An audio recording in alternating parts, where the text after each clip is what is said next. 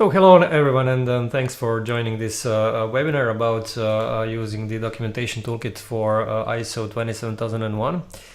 Let's just wait a minute for everyone to join, and in the meantime, can you let me know where are you joining from? So I'm calling in from Zagreb, from Croatia. How about you? So if you can just let me know through chat where are you watching this webinar from, just to get an idea on who is interested or which countries are interested in the most for this kind of webinar. Okay, while I'm waiting for your inputs, just a couple of notes here. So first of all, we are recording this webinar, and you will be able to watch this webinar basically on the same page where you joined the webinar. If you joined through LinkedIn or if you joined through YouTube, you will see the recording of this webinar at the same page where you are watching the webinar now. If you joined through Zoom, so if you registered on the Advisera website and joined through Zoom, we will send you an email after the webinar with a link for the recording of this webinar. Okay, another thing is you'll be able to download this presentation that I'll be showing you today. And after the webinar, I'll explain you how to actually get to this presentation and where we will publish it. So I'll explain you this at the end of the webinar today. Okay, great. So let me see if... yeah, okay, so I see from Iran. Okay, great. So someone from Iran has joined, Nima from Iran has joined the webinar. Great. Okay, so yeah, let me know if you can hear me well, and and where are you actually joining from. In any case, okay, let me continue, and yeah, let me start with this part of the webinar. So welcome to this how to use documentation toolkit for the implementation of ISO 27001. My name is 𝗪𝗲𝗶𝗀𝗁𝗁, and I'm the main ISO 27001 𝗵𝗔 and 𝗏𝗲 expert at Advisera. And Advisera is a company that makes compliance with these various cybersecurity frameworks easy to understand and simple to use. This webinar today is streamed through Zoom, through LinkedIn Live events, and through YouTube Live. And it will last approximately 45 to 60 minutes, depends on the number of questions you will send. And yeah, I'll try to make this webinar as interactive as possible. So the more questions you send, it will be more easier for me and also interesting for you. So by all means, please do ask any question, as many questions as you like. Okay, good. So let's move on to the next slide. So it's interesting, but writing documentation is one of the biggest obstacles for ISO 27001.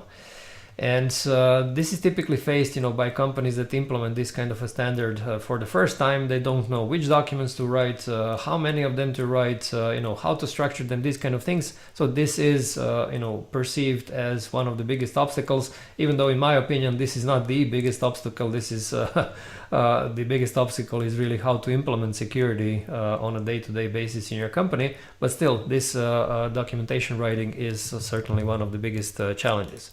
So what I'll show you in the webinar today is how to create all policies and procedures that are required by this standard using the Advisera's toolkit, and basically how to speed up this whole process.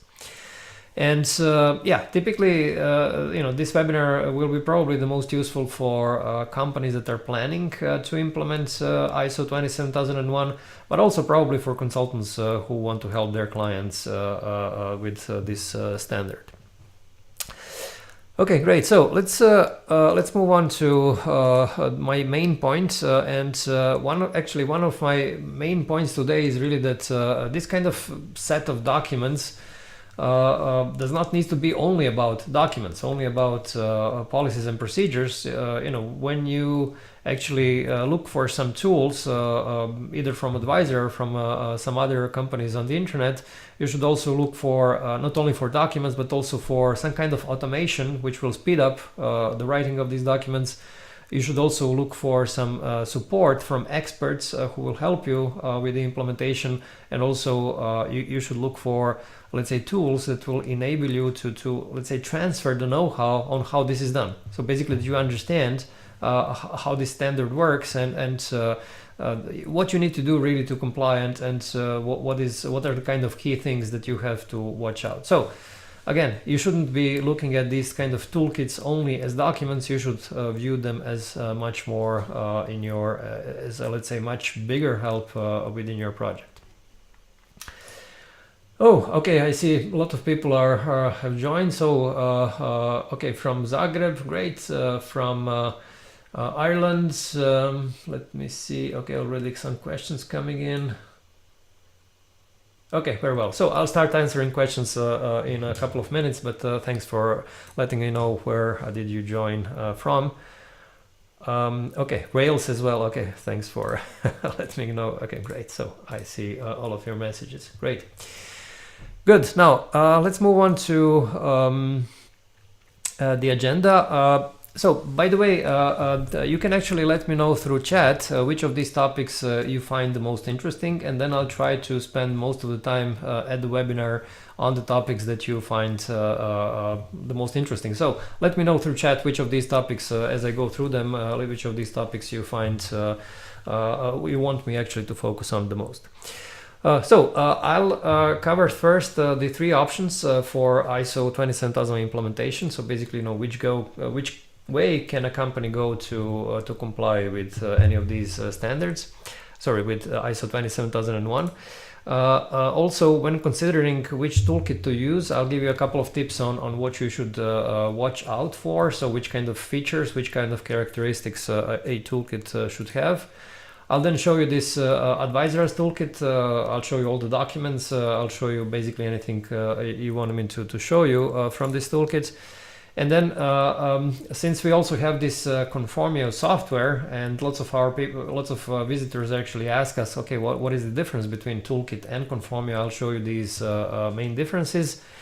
I found out actually through LinkedIn, I posted a poll there and asked actually what are the biggest challenges with documentation, and most people actually found that the biggest challenge is how to put these documents into practice. So I have a separate slide on this topic, and another slides on what are other biggest challenges that typically people find, and I'll go also through them and give you some tips on them. We'll finish the webinar with Q&A, and there I will ask your remaining questions. But again, feel free to ask any questions during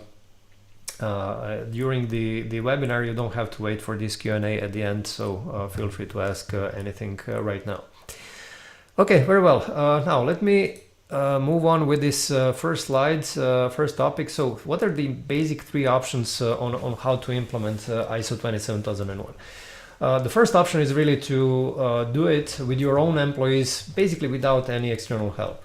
And this option is, I would say, feasible if you already have an experienced employee who has done this already a couple of times. So then you don't need really anything else to implement this kind of a standard. The second option is that you hire a consultant, and I would say this is a more traditional way to do it. This is where you actually hire someone who is experienced in this, and then this person writes the documents for you, takes you basically through all the steps in the implementation, potentially trains your employees, these kind of things. And the third option is basically a kind of a combination of using your own employees for the implementation and external help. And this last option is basically what we do in Advisera. So basically we create products that help you implement ISO 27001 and other standards yourself using your own employees, whereas we provide you with not only documents but the whole know-how on how to do this. So we transfer basically the know-how, the knowledge, and so on. Now the question is, which of these approaches to take? And I mean, it would be easiest for me to say that the third option is the best. However, it's not really true. The option that you should take really depends on your specific circumstances. So again, if you already have an employee who knows really this implementation, who maybe worked as a consultant in a previous career, then you obviously don't need a second or a third option. You should really go with your own employees. However, if you don't have this know-how, and if you're really in a hurry, and if you have pretty big budget, then you should go for consultant, right? Because in this case, if you don't have employees who can dedicate the time, and you really you have to do this rather quickly, and you can afford a very good consultant, then you should go for this option B.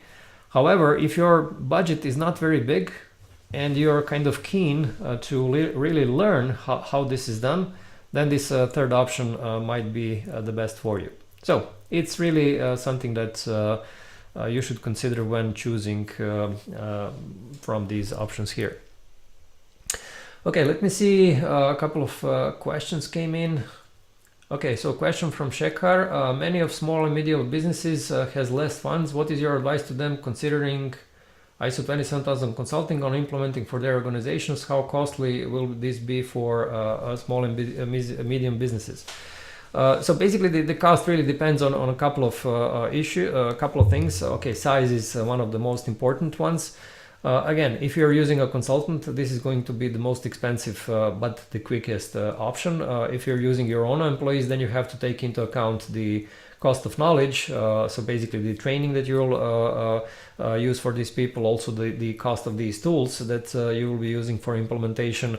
And also if your company goes for certification, then you'll have to take into account the cost of certification. So these are not kind of fixed amounts. This is something that you'll have to calculate using your own, I would say, based on your situation.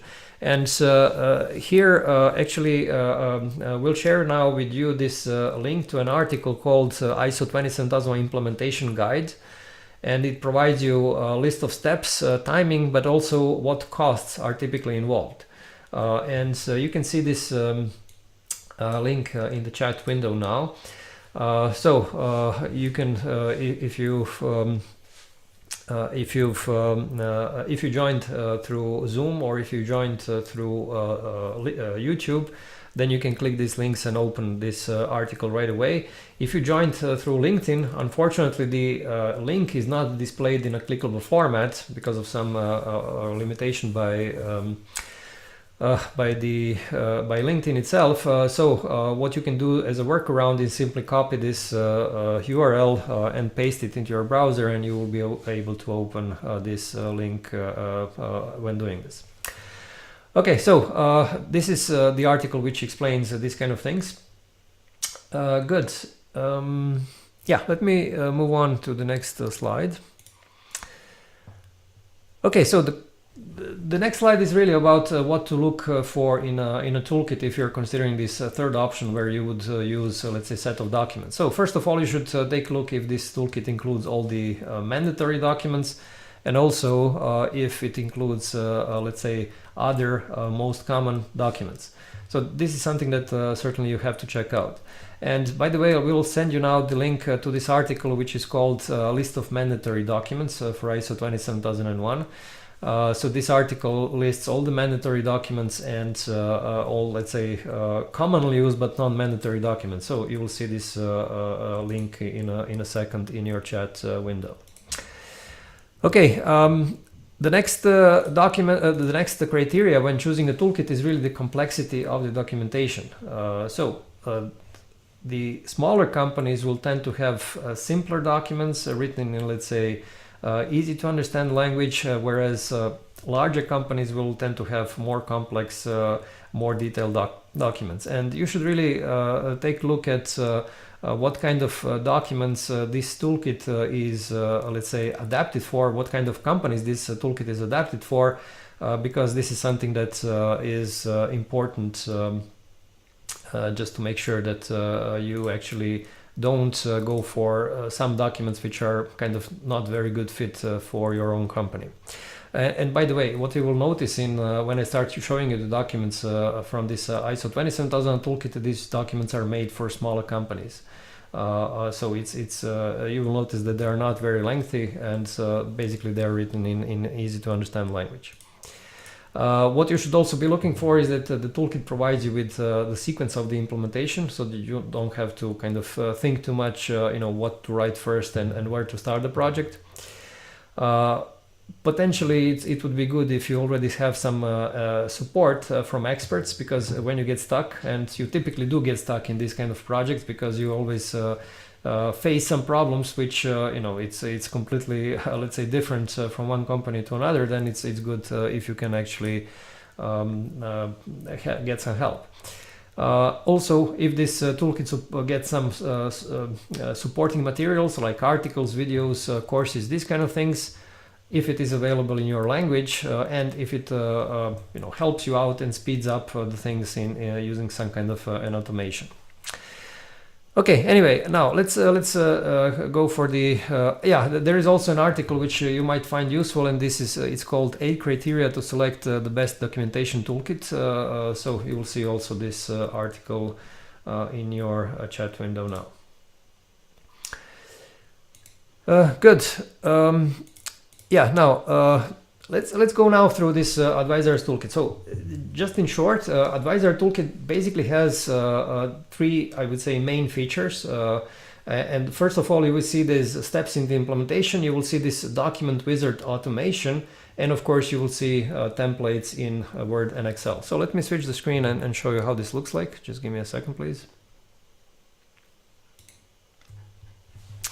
Okay, so basically, once you log into this toolkit, basically it's an online software. It shows you, first of all, these folders, and these folders are basically the steps in the implementation. So you start by, defining your document management, preparation for the project, identification of requirements, scope, and so on.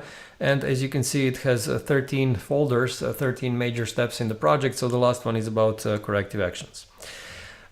The second thing that it gives you is when you open a particular folder, you will see several documents, one or more documents within it, and you will also see whether the document is mandatory and also the relevant clauses, right? So here you will see that this procedure for document record control is clause 7.5, but also control 5.33.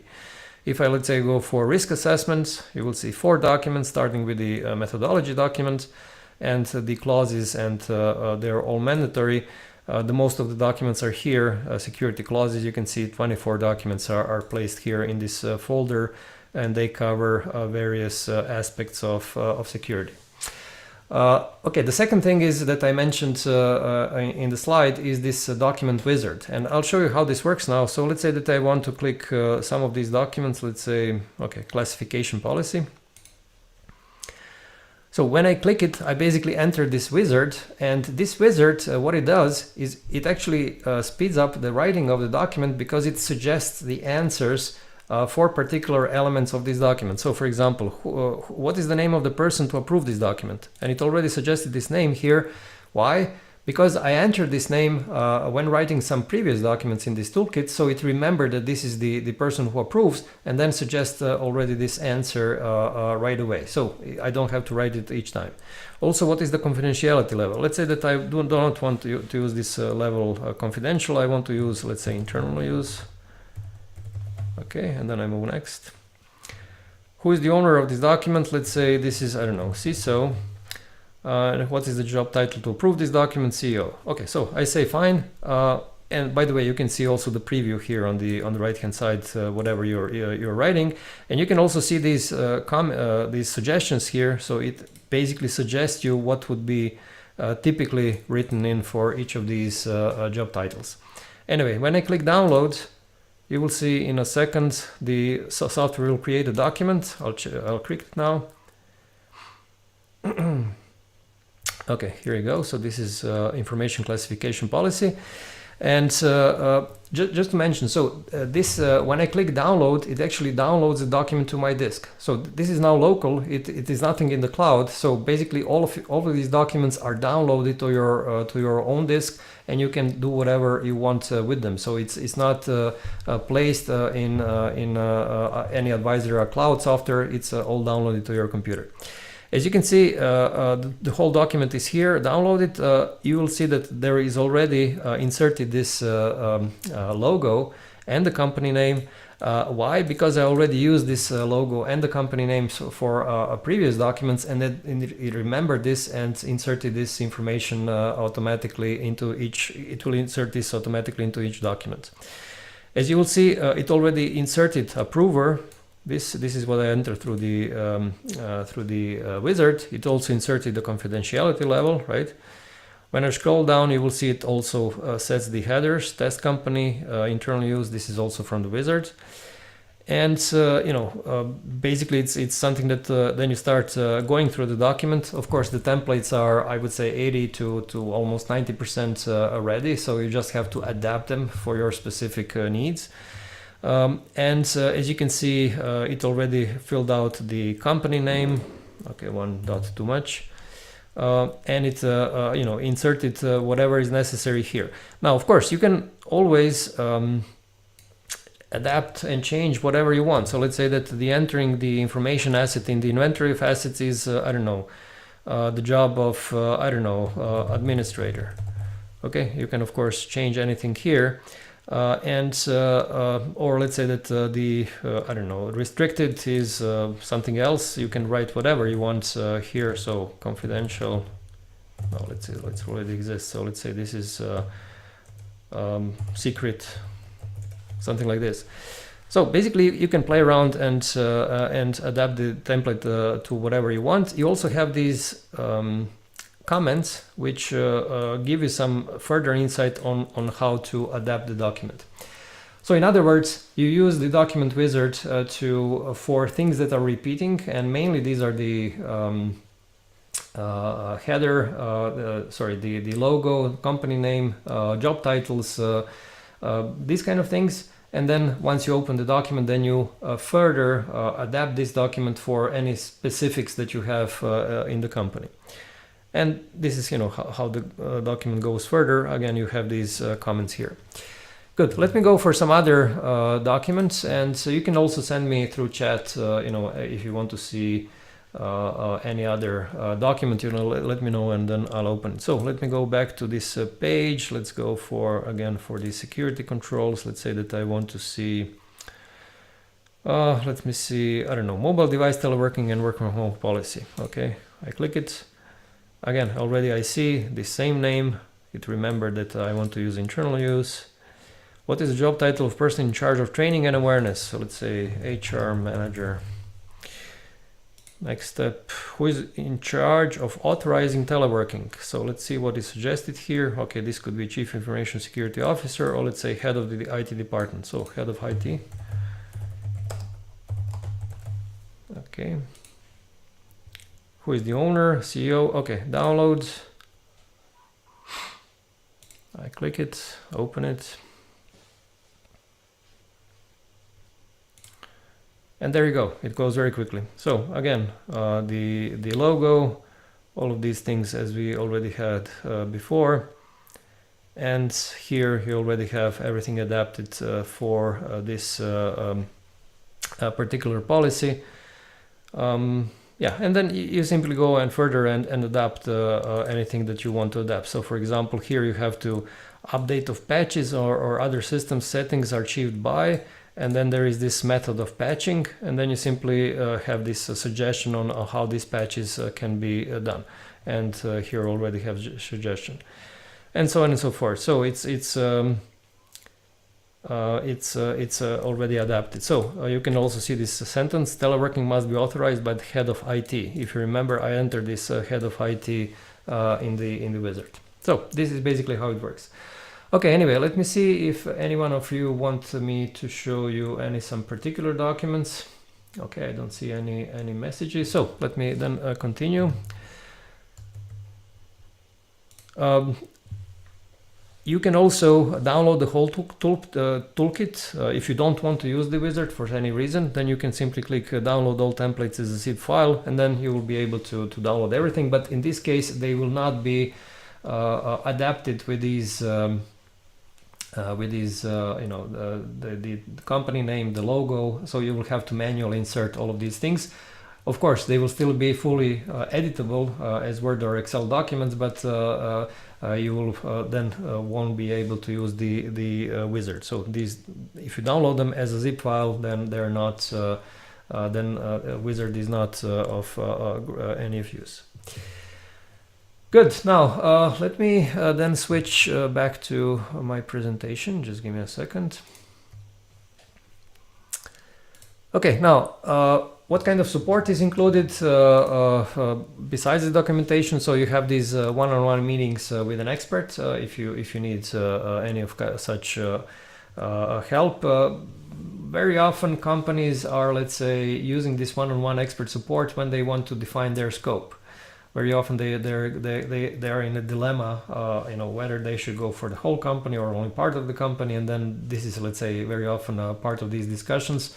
Or if when they start doing the risk assessment, you know, how why do they need to go? So basically, these are usually discussions that are done on the meeting. Also, what is included is the review of up to 15 of your documents, depending on which version of the toolkit you are buying. You can buy the toolkit with more or less support. So this, let's say, maximum number of review is usually 15 documents. Support via email, and of course this automation wizard is also included in the toolkit. What kind of companies is this made for? It's made, as I mentioned, for small and medium-sized companies because this is something that is, let's say, up to 500 employees. Because if a company is larger, let's say a couple of thousand employees, then they will probably find these documents too simplistic, right? So it's for example, the risk assessment methodology uses these matrices 3x3 where you actually assess the impact and likelihood with high, medium, and low, which is perfectly enough for a company of a couple of hundred employees. But for a couple of thousand employees, you probably should go for more complex risk assessment methodology. And you know, of course, this is why we are primarily targeting these smaller and mid-sized companies. So a smaller number of documents, and documents are not too long and they are easy to understand. Okay, you can take a look at the more information about toolkit in this page. It's available in 10 languages, yeah, we've sold it in more than 100 countries. We are selling this for more than what 10, 15, almost 15 years, so it's a pretty established product. Of course, we are updating it regularly. Okay, now let me show you how this pricing works. So let me go back to here the screen. There are a couple of toolkits that are available. So what I was showing you was this ISO 27001 toolkit, which is AI powered toolkit, because this wizard has some elements of AI within it. And this one costs $900 US. But there are some other toolkits that we also have. This ISO 22301 documentation toolkit, also 27001 transition toolkit if you want to transition from the old to the new revision. But we also have toolkits that are bundled, so this 27001 and 17 and 18, also 27001 and 22301, and GDPR and 27001. So all of these toolkits are available. For now, only this one I was showing you. This is this AI powered with this wizard. All the other ones are our legacy toolkits. The documents are fully updated. The only thing is that they do not have this wizard that I was showing you. Yeah, see here you can see the prices, and there is also this online software Conformio, which has this subscription, monthly subscription. And I'll show you now in the next slide what is the difference between toolkits and Conformio. Let me just switch back to this other screen. Okay, so basically when it comes to implementation steps, these legacy toolkits, so legacy toolkits are the toolkits where there is no this wizard where you have the templates and where you download everything as a zip file. AI Power Toolkit is basically what I was showing you now, and Conformio is this software that we have. So all of them have the implementation steps, all of them have documentation templates, so there is no difference between them. where these toolkits, both legacy toolkits and these AI-powered toolkits are, I would say, better because they offer more flexibility. You can download the, of course, any document in Excel or Word, primarily in Word, and you can edit it however you want. With Conformio, it's not so. Basically, it has, I would say, more predefined templates. You can still adapt them, but not as much as with toolkits. However, where Conformio and AI-powered toolkits are better, they have this document wizard automation, so both of them have this feature. Whereas Conformio further has the automation for risk register and statement of applicability. This SOA stands for statement of applicability. So basically it suggests you the risks automatically. It suggests you all the assets and then related vulnerabilities and threats, also controls which you could connect and so on. So this is something that does exist in Conformio. In toolkits, you do have the Excel sheets for assessing the risks, but there is no automation. You have to figure out for yourself, you know, what assets you have and then how to connect these assets to threats and vulnerabilities. So in toolkits, you do this manually. In Conformio, this is done almost fully automatically. Conformio also has this audit evidence dashboard. So basically, you have an overview of how compliant, how far did your compliance go. It actually breaks down per each clause of the standard, per each control in the standard. It gives you basically a green light if you completed everything, or a red light if you still have to finish some job. And it also gives you this a maintenance dashboard. Okay.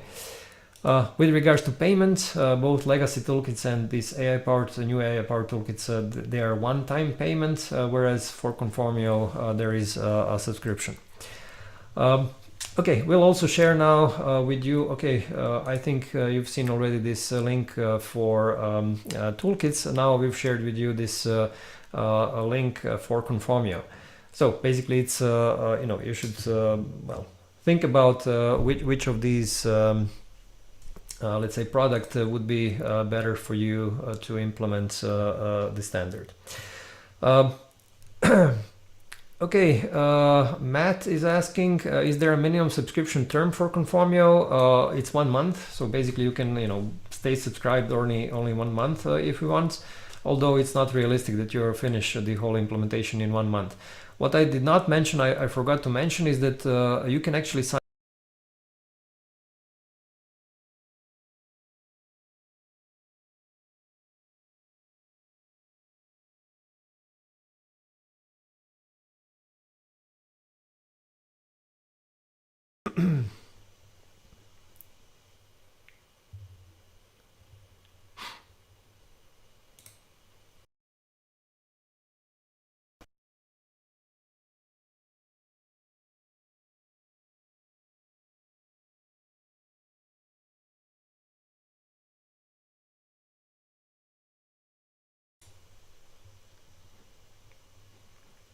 Yeah, I'm sorry, there was some interruption in the internet connection, so I hope you can hear me.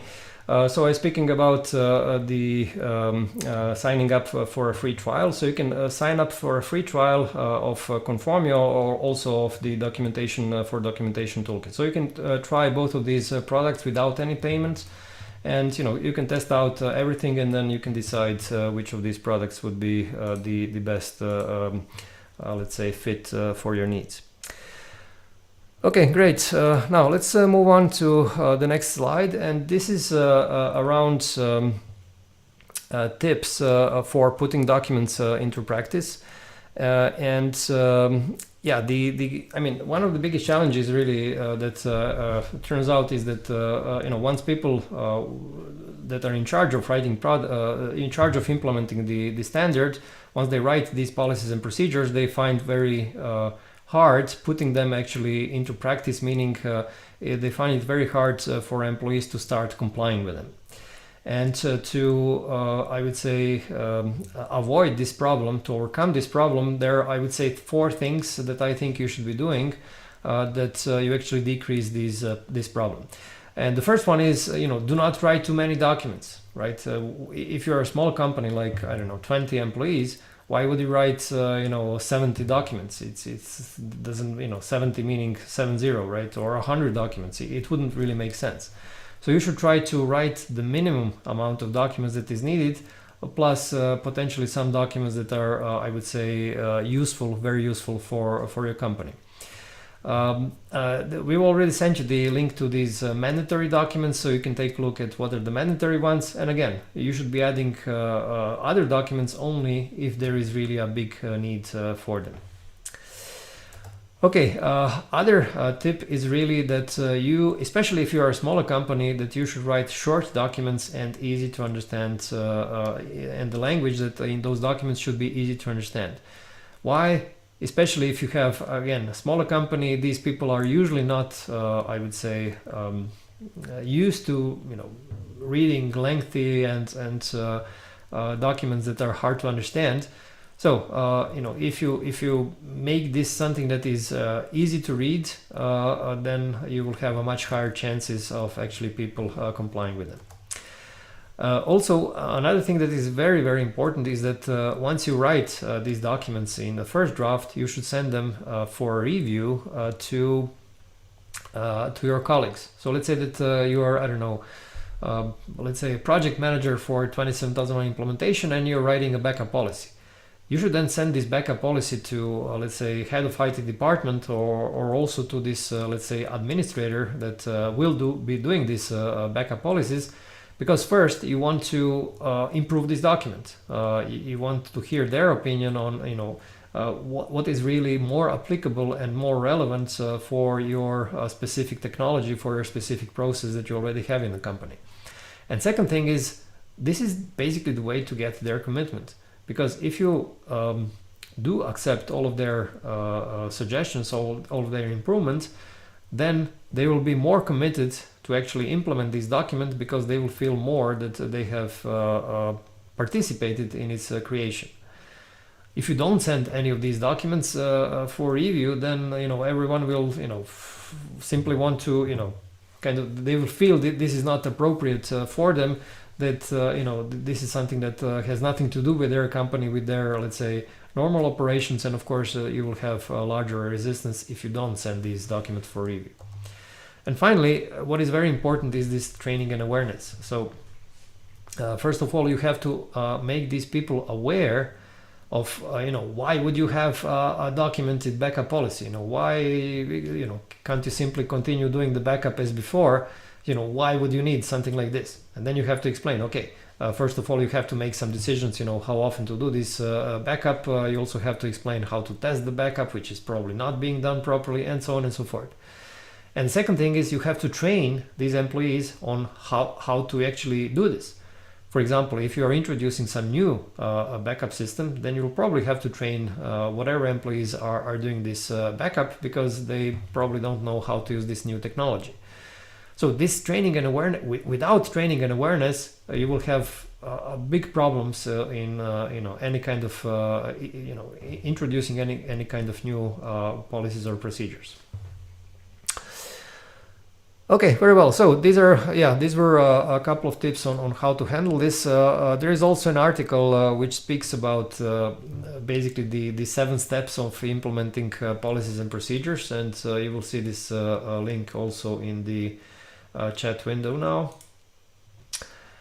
So this will also help you, you know, handle the process of writing these policies and procedures.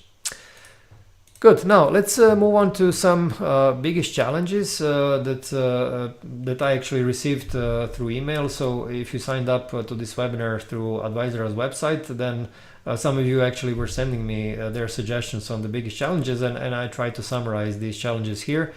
So there is this challenge of getting the employees to understand why it's important and why they need to make it work. The reference here is, of course, to ISO 27001.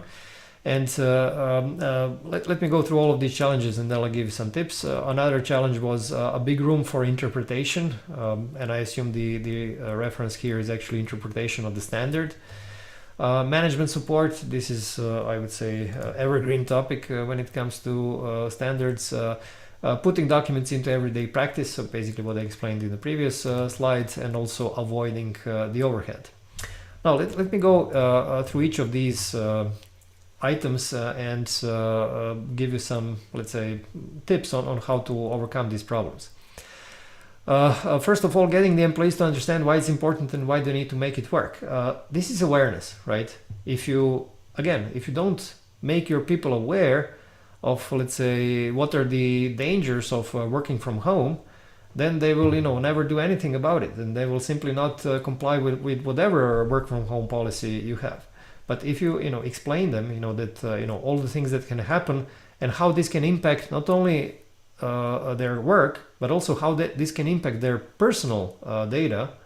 Because if someone hacks their, personal computer, a private laptop from which they're working from home, and if it is hacked and all their personal information is stolen, then not only your company will have problems, also them as individuals will have a problem in their private life because of this breach. So this awareness can always, I would say, help them protect the company, but also protect themselves, from any kind of a breach.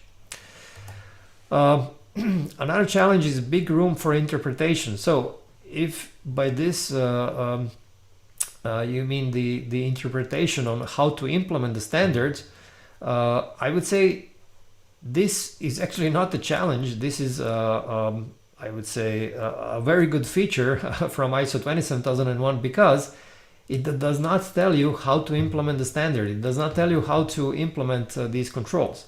So coming back to the control, this 8.13 control called backup, it basically tells you that you have to perform backup of your data and that you have to test this backup. And basically this is all that it tells you. It does not tell you how often you need to do the backup. It does not tell you which kind of technology to use for the backup. It does not tell you, how often to test the backup or how to do it. So it's all up to you to define what is the most appropriate way to do it.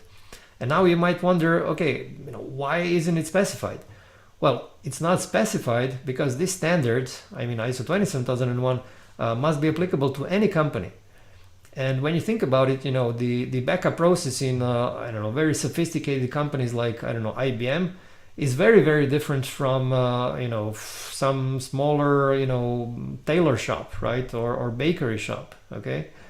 Well, I don't know why bakers would implement 27001, but I think you get the point now. You can't really, specify in detail these kind of things where the companies that need to implement these standards are extremely different. Now, where ISO 27001 is very specific is this risk management part. So ISO 27001 is very specific on how you need to assess the risks and how you actually connect these risks to implementing the controls for decreasing these risks.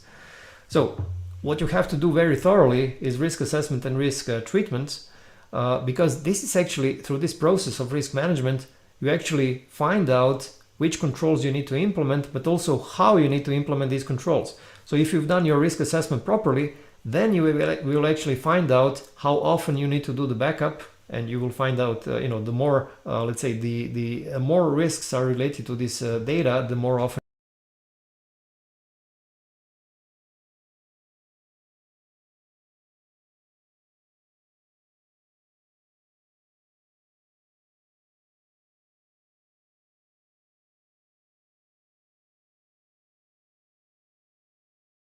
you will have to do the backup. Some problem with the connection, so let me see if so all of these things, so this risk assessment and risk treatment is something that actually determines how we implement these controls, and this is something that is crucial actually for I would say raising the level of security. So 27001 is not strict, not prescriptive when it comes to implementing controls, but it's very prescriptive when it comes to the process that comes before, and this is risk assessment and treatment. Good. Now let's see the next challenge, management support. Management support is very often the problem if the company is not sure if they really need this kind of standard. And I would say that if you show business benefits to the senior management, then they will give you support. So basically, if you show that if you implement the standards, you might actually get some new clients who prefer working with companies that are certified. Or if you show them that you will actually keep existing clients, because some clients might stop working with you if you don't have the certificate. So all of these things are, I would say, good business reasons actually to go for the standard and to get their support. Okay, putting documents into everyday practice, this is what I explained, and avoiding the overhead, I would say the main way to do it is really, again, if you're a smaller company, don't write too many documents, don't write in these documents the things that don't make sense, right? For example, again, backup policy. Why would you write that you need to do the backup every 3 hours if your risk assessment tells you that you can do the backup every 24 hours? So it's something that again, don't push it too hard. Too much security is never a good thing. Equally, too little security is also not good. So you have to find a good balance between the risks and your business needs, and basically avoiding some kind of an overhead. Okay, great. So let's go through a very short conclusion, and then I'll go for the Q&A. So this toolkit was really made to reduce, I would say, drastically reduce the implementation time, and also to make sure that you won't have the problems at the certification. So it's something that could be useful, especially if you go for this third implementation option that I mentioned in the beginning of the presentation. And also, if you want, you can actually have a call, a short demo with our toolkit expert, and he'll show you all the documents from the toolkit, and you'll see now the link in the chat to actually schedule this call. But again, you can also you can sign up for a free trial by directly going to this toolkit page, and you will be able to explore how it works without any demonstration. Good. Now let's go for this Q&A session.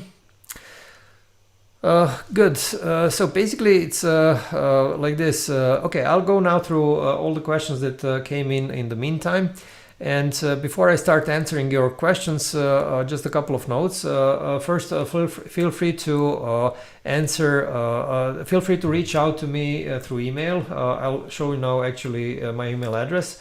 And if you want, you can send me this. You can send me any kind of a question via email, and I'll be glad to help you out. Second, you can also follow me on LinkedIn. You can follow my LinkedIn and YouTube profiles. On LinkedIn, I publish regularly some news from cybersecurity and compliance world. And if you want to kind of stay informed about, let's say, the most important developments related to compliance and cybersecurity, then follow me on LinkedIn. And on YouTube, I published lots of videos about ISO 27001. So if you want to watch some videos, then you can go for this YouTube profile. And yeah, you'll find you'll see now these links to my profiles in the chat window. So you can click them and open them. Also, just a note on my next webinar. So basically, this is the last webinar in this season, and we'll start with a new webinar in January. Somewhere around the mid of January, we will start with a new series of webinars. And if you want to see all of my upcoming webinars, then we'll also now send you these links, and where you will actually be able to check all of these webinars up front. Okay, good. Now let me go through the questions that I received. So I'll go through some questions I received before the webinar, and then I'll answer remaining questions received during the webinar. So Kerim was asking, an independent penetration test, is it obligatory for an audit? The answer is no. ISO 27001 does not require you to do penetration testing. It does mention in one control vulnerability management, but not penetration testing itself. So it's not mandatory. Of course, if you find that the risks related to vulnerabilities of your systems are high, then penetration testing would be a good idea, but again, not mandatory by the standard.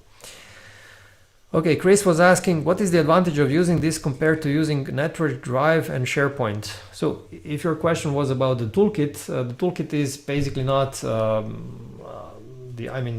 toolkit is not really its purpose is not to handle any documents, to host any documents. So the purpose is to create the documents. Of course, you can always, once you download these documents, you can upload them to, SharePoint or any other of your systems. Talal was asking, what information should be asked first in initial meeting after the engagement for implementing the standard? So typically when you have this first opening meeting, either as a consultant or let's say as a project manager, you should define a couple of things, the scope of the work. So basically, how far will you implement the standard? Also, who will be the project manager, who will be the project team, who will be the sponsor of the project, how will you communicate, what will be the main milestones, these kind of things. So these are typically the first, I would say, this is typically the opening meeting of this kind of a project. Luis is asking, what is the best approach to transition between 2013 standard and 2022 revision of the standard? I actually have a separate webinar on this topic, and there is also a free course on our website which explains this transition. So we'll send you now this link to this transition course that you can actually go for, and that you can where you can learn in detail all about the transition steps and all about these new controls and so on. So you'll see the link in a couple of in a minute in the chat. Okay, Yamini, here's the link in the chat.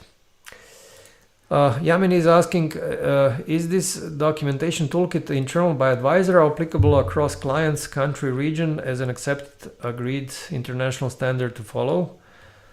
I mean, this toolkit is made for any clients who want to purchase it, right? So it's applicable to I would say any country, to any basically, because the standard itself is the same in any country.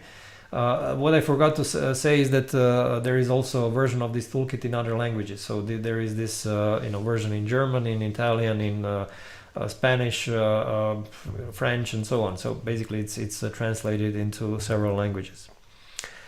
Denise is asking, what is the link between ISO 27001 and NIS2? So NIS2, NIS2 is, I would say, very similar to 27001, and 27001 does give you, I would say, a more idea on how to implement the NIS2. So there is actually an article on our website which explains this link, and so we'll send you now the link to this article which explains the relationship between NIS2 and ISO 27001. Okay, let me see the next question. Claudio, for people like me starting in this world of 27001, where can I find some free example cases that allow me to start implementing the standard as part of the learning process? Okay, so here's the link for the article between NIS2 and 27001. If you want to learn how ISO 27001, how it works and everything, then it's the best actually to go for this ISO 27001 Foundations course. We'll send you also now the link through this chat window. It's a free course, and really you can learn everything, and there you will find lots of examples that are important for this standard. So sign up for this free course, and you can learn basically anything about the standard. Good, so these were the questions received before the webinar. Now let me just go through the questions I received during the webinar. A question from Vanya about the big room for interpretation. The challenge is twofold. On the implementer side, what to implement, and the auditor side is what you have implemented. Is what you have implemented enough or not? Okay, so good points. Now, again, on the implementer side, whether you implement something or not is based on the very thorough risk assessment that you have to perform. So again, let's take an example of the backup as a control. Let's say theoretically that your risk assessment shows that you don't have any data that would be worth backing up. in this case, you would decide that the backup control is not needed. By the way, I've never seen this in real life, but theoretically this is possible. Okay. Let's say on the other hand, let's say on the other extreme, let's say that risk assessment shows that this data is extremely sensitive and extremely, let's say, time sensitive, not only confidential. Let's say that you have a bank which with the, let's say, application and a database related to payments, right? So basically they have thousands of payments happening every second, and you can't really afford to lose any milliseconds of this let's say this of these transactions. So what you have to do is really perform the backup in real time. Okay, so these are two extremes, and this is something that you have to decide based on your risk assessment. And of course, usually the companies are somewhere in between. They're usually not at these extremes. So this is basically the process on how you decide what to implement. And this is also how the auditor will audit. He will basically say, okay, show me what are the risks related to the backup, and then see if the controls that you planned for are implemented accordingly. Of course, the auditor will also read your backup policy and then assess whether you're following your own policy or not. Because it's actually absurd, but very often the companies are not following their own policies. Let's say that you have written in a backup policy, you will do this backup again every 6 hours. If you're doing this every 12 hours or every 24 hours, then you're breaking your own policy. And of course, then the auditor will raise the non-conformity there. So again, be very careful what you're writing in your documents. Good. Let me see if there are some other questions. A question that came through LinkedIn. For organizations who have been regularly audited and certified for SOC 2 and PCI, will getting ISO 27001 easy, and will the tool also help in getting evidence and artifacts for other certification, or is this just applicable for 27001? So what I was showing you, both the toolkit and also when I mentioned this Conformio software, they're only for 27001. So currently they do not cover SOC 2 or PCI. If you are already compliant with especially SOC 2, you'll be very, very close also to ISO 27001 compliance. Not fully, but I would say very close. PCI DSS is a little bit further away because it's specific for credit card company. I mean, not it's basically specific for any companies handling credit cards, whereas both SOC 2 and ISO 27001 are more generic cybersecurity standards that focus on let's say any type of I would say operations, any type of processes, any type. So they're more generic. So in other words, SOC 2 brings you very close to 27001. PCI DSS brings you a little bit closer, but not as close as, let's say, as SOC 2. Okay, great. I think I've answered all of your questions. So let me wrap up the webinar.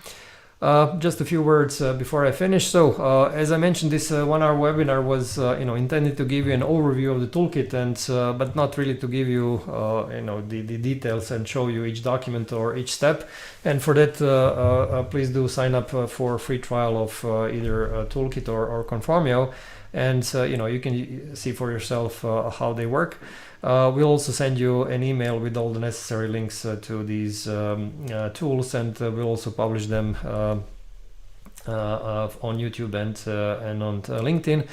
And yeah, we'll also publish the PDF presentation deck together with all the links that we shared today. So if you join through YouTube or LinkedIn, you will see these links in the comment section in about 10 minutes. So if you can simply leave this page open for maybe 10 minutes and then come back and then go for this comment section, then you will see all these links repeated there, including the link towards the PDF presentation deck from today. And finally, you'll see a short survey, and please do answer this short survey, because it will give us I would say an insight on how we are doing and how you're satisfied with the webinar and what we need to improve. So I would appreciate if you could click this link and open this survey and provide your opinion. This would be all. Thank you very much for joining, and I hope you enjoyed the webinar. Have a nice day.